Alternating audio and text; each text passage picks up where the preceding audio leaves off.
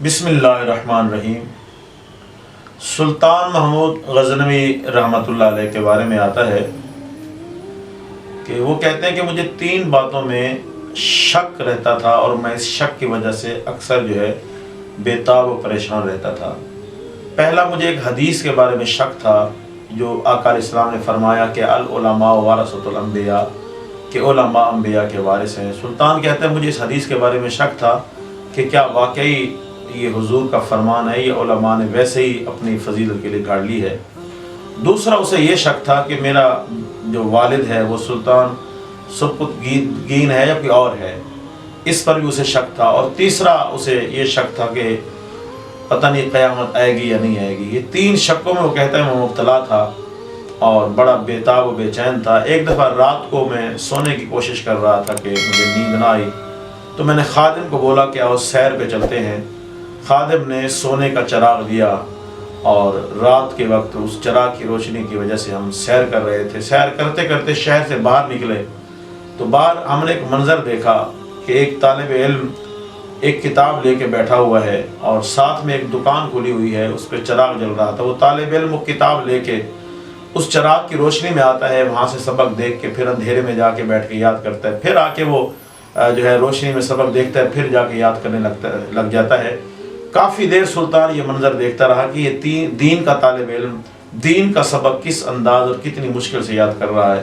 سلطان نے خادم کو حکم دیا کہ یہ چراغ اسی کو دے دو، ہم سے زیادہ یہ اس کا حقدار ہے۔ وہ چراغ سلطان نے اس طالب علم کو دے دیا جو کہ دین کا طالب علم تھا، اور اس طالب علم کو دینے کے بعد واپس ہے۔ سلطان کہتا ہے کہ آج مجھے بڑے سکون سے نیند آئی، میں رات کو سویا، مجھے نیند آئی، میرے چہرے کی آنکھیں تو سو گئیں لیکن دل کی آنکھیں جاگ گئیں۔